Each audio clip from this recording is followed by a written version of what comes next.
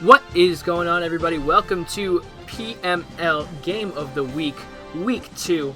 This week, we have Natural and the Giants going up against Mole and the Bears.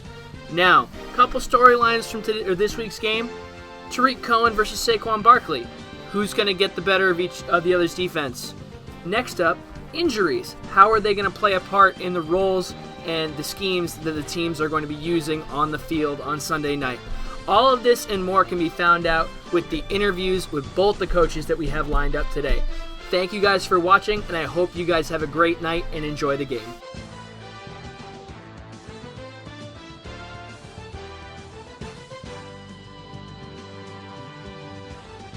All right, so here we are for Week 2's Game of the Week. I am here with the official Mole. Thank you for coming on, by the way. So I've got a couple questions for you about your game with the Giants coming up. First off, when are you guys playing? I believe we're playing on Sunday, probably later in the afternoon. Probably looking closer to, 7, 8 o'clock Eastern. Okay, perfect. Good. We should all make sure to tune in for that. I know I will be. First question about the game itself. Do you have a particular game plan with Tariq Cohen against the Giants? Not necessarily. One thing I wanted to do heading into year 2 is kind of be a little bit more experimental with the team that I have. I think as somebody who is, plays the game a lot, I think running around with Tariq Cohen was fun in year 1. Obviously, he's the bell cow of the offense. Like, he's going to be the guy that the offense runs through. However, I think you're going to see a lot more of a passing attack for year 2. So that includes the game against the Giants as well. Okay, so more looking to lean on Robinson and Gabriel, potentially Anthony Miller? Yeah, lean on Trey Burton. We have weapons, outside of Tariq Cohen. But like I said, if Tariq Cohen needs to go off in order to help get the win, he's capable of doing that. But I think looking at last year, getting Tariq Cohen the MVP, I think this is a big year to kind of develop the passing game and get those guys improved there as well. Got you. Good. And you've got Trubisky up to 90 short and 93 medium, which, he can definitely sling the rock in Madden this year, unlike... Yeah, his awareness is what's keeping his OVR down. I mean, as far as core passing stats go, he's able to make all the throws. Yeah. So, yeah, he's been great. Good. Do you have... on the other side, any plans on stopping Saquon Barkley? Anything special cooked up there? No, nothing special. We're going to obviously have to stack the box like any defense would against a great running back. We're going to have to make the Giants throw the ball. That's really what it comes down to. And I think both defenses are going to have the same game plan. Make the other player throw the ball. For me, it's like you got guys like Khalil Mack, you got Kyle Fuller on the back end along with Eddie Jackson. All I can ask for is, we just play stock coverage. And like I said, just make sure Saquon can't get going. Get him in an uncomfortable situation. Perfect, which leads me into my next question. Do you have anything in particular to scheme Khalil Mack into the game, whether it's putting him up against a specific side of the line or... No, I usually like to just try to keep him on that well, I guess to the offensive user, the right side of the line, mainly just so he can get off the edge, force the right-handed quarterback to roll out to his left, make an awkward throw. Yeah, we pretty much, we keep him where he's at. We'll occasionally drop him into coverage, but he's got such great talents rushing the passer. It's a waste to put him into coverage. We got a big pickup in the offseason this year with Davion Taylor, who I keep talking about. He's now a 96 acceleration middle linebacker who is great for user. So it's going to definitely make me want to play 3-4 a lot more this year, because typically I would use her like a slot corner or somebody else. But having a guy with that kind of speed, he had 5 interceptions in the preseason, and 3 were returned for touchdowns. So having a guy like that to be able to play coverage allows me to keep Khalil Mack rushing the passer. Yeah, that acceleration stat is nuts. I actually hadn't noticed that until just now. I knew he was your user, but I didn't realize he was that quick. That's awesome. Yeah, no, it's great. He was a 94 when I drafted him. He was projected 5th round, but we didn't have a 3rd and 4th round pick, so I used my second round pick in order to get him. Gotcha. He's only 69 OVR, but you know what I mean. He's kind of like my project defender. Exactly. No, I feel that. I feel that. I do have one question for you that in regards to Mac. Do you find that him only having one superstar ability impacts him at all? Do you think he could be better if you re-rolled him, or are you just kind of leaving it? No, he's got exactly what he needs. Okay. He's got exactly. Yeah, I wouldn't. The thing about re-rolling is you know it's all archetype based to the player. Right. So there's a lot of risk to it. Like I like to say, like, running backs are the easiest ones because they typically have the same rotation of a few abilities. But yeah, no, I'd say with Cleo Mack, he's definitely been fine with what he had. I mean, he finished the year with I think 40 plus sacks last year. I mean, he did a good job. Yeah, if it ain't broke, don't fix it. You know what I mean? Got you. 2 more questions for you. First one is, how do you feel about the Giants' new rookie pass rusher being paired with Lorenzo Carter? Any issues there with your line trying to stop them? I don't know, man. I haven't seen it yet. I think when it comes to pass rush, I mean, if you have a guy without abilities, it really comes down to, does your opponent, can he make quick reads? Does he have his, can he go through his progressions fast enough? Does he know how to use his slide protection, his blocking, mechanics correctly? A lot of that goes into it. I think you've seen in this league, we have a lot of guys that, they can get their pass rushers to 25 plus sacks on a year with or without abilities. He definitely seems like a guy to look out for, and kudos to the Giants for drafting the guy that they wanted. But I think, our plan is just to get the ball out quick, keep doing what we're doing, and just try to avoid him at all costs. All right, perfect. Now, last question for you before we wrap this up. Sterling Shepard is out injured, so Evan Ingram is definitely going to be the main target if he wasn't already.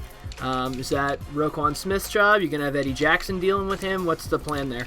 I mean, face speed with speed at that position. I mean, if I can cover him with Davion Taylor, I mean, that's kind of like what I need to do. Unless he wants to put Evan Ingram outside. Like I said, we got fast corners, we got a fast linebacker. If I need to man up a linebacker on him, I got the guy with the right speed to do it, to keep up with him. Now, does that mean he'll win contested catches and coverage? Probably not, but the goal is to force those contested throws. Force the two-man interaction, I get you. Yeah, force the two-mans, force the throws over the middle, rely on Khalil Mack to get the pressure quick. But to be able to have a guy that can run so quick laterally across the field, I mean, that makes it so hard to attack your tight end. So we're just going to have to game plan around that. Perfect. Well, thank you, Mo, very much. We will all be sure to tune in tomorrow around 7 or 8 o'clock Eastern. Once we get a better idea, I'll probably throw up in the chat, when exactly it's happening. But yeah, thank you again, man. Yeah, of course, man. Thanks for having me. All right, so here we are with the Natural from Sports Gamers Online ahead of his Week 2 matchup with the Chicago Bears and the official Mole. First question, how you feeling going in? Pretty crappy, actually. I feel the offseason was lackluster due to the free agency being a bit disappointment. I don't feel like I improved the team a ton, even though a couple of trades I've had have done so. Don't feel like I'm playing really good football right now. Gave up a bunch of points to you last week. Not happy with the way the injury sliders are right now. Don't really feel safe running or throwing to my star players. I feel like at any moment multiple players can get hurt, so don't really feel comfortable giving the ball to Saquon, which is kind of my best player. So not feeling great at all. Well, I like the soapbox there. It's going to lead me into my first question, and that was what your game plan was with Barkley, knowing that you don't want to get him hurt, how you might scheme to use him in crucial situations or so on. Yeah, just like last week, just kind of just trying to use them in spots here and there. Not feeling really comfortable to give him the ball like I would last season. I mean, you seen what happened in our game. You had 2 running backs that went out, right? Yeah. So I can't really afford that.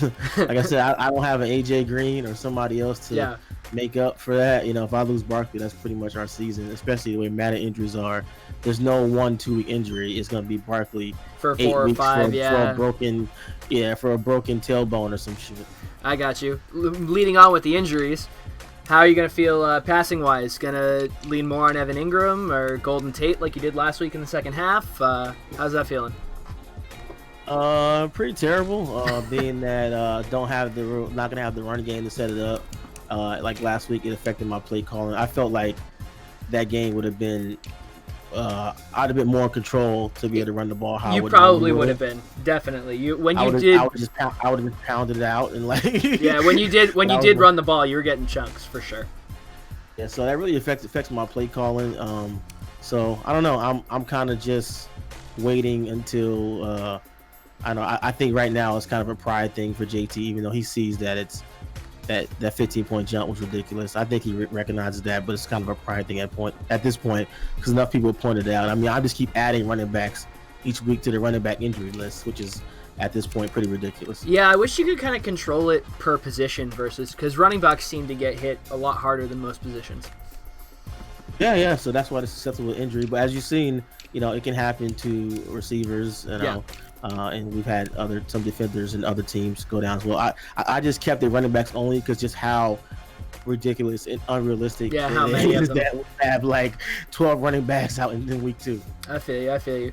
On the other side of the ball, do you have any particular game plan to stop Tariq Cohen? Keep Mo down? No. I'm gonna spread my line and I'm gonna I'm just gonna welcome him to run every play, just knowing that eventually he's gonna get hurt. So literally the game plan is to come out and quarters, dime, dollar, spread my line, run the ball to Tariq Cohen. We're literally just gonna hit stick you every single play until he gets knocked out. Then I'll jump into my regular game plan. I mean, that 86 injury isn't the highest, so you might have a shot there. You might have a shot. Yeah. That's our strategy. Is to just please give Tariq Cohen the ball as much as possible. I mean, he might have 200 yards, but unless he can do it on 5 carries, anything over 8 carries, you're in the danger zone. I feel you. How do you feel about Jake Matthews going up against Khalil Mack? Is that something? Are you doubling that side? You keeping a running back into block, maybe a backup or something? No. I mean, Khalil Mack, I think he had a sack, maybe a sack and a half. Last time we played, he wasn't really the biggest factor. It was really Cohen in the running game. Mo plays good defense. You just gotta double. Honestly, offense, I have no game plan going in. Okay. It's really just kind of keep people healthy. That's my main thing. Like I said, our week, how can I avoid losing a major key even though I lost my number 1 receiver? Yeah. How can I avoid getting to the next week alive until they, he backtracks and turns his injury slider down? I feel you. Until literally half people's teams are gonna be out. I feel you. On the defensive side of the ball, then, we saw Gross Matos get his first sack of his NFL career. Are you trying to do something a little bit different? I know you had mentioned after our game that you had some things up your sleeve. Is that something you want to elaborate on? I didn't really run the full playbook on offense because I knew Mo watches games and scouts whatever. Gotcha. So there'll be definitely some things on offense I run. Defense, I don't know. I was really happy with the 4-3 when we played. I feel like it didn't get as much pressure as I thought it would. So I might run more 3-4 in this game, but I mean, really, like I said, the game plan is to come out and nickel and dollar and dime and dare him to run the football, and let's just see how many carries Cohen can get before he goes down. All right, that sounds good to me. When are you guys playing? Tomorrow night. Tomorrow night? All right. Well, we will be sure to tune in. That's it for the Game of the Week episode this week. Thank you, Natural, for joining me, and have a good night. You too.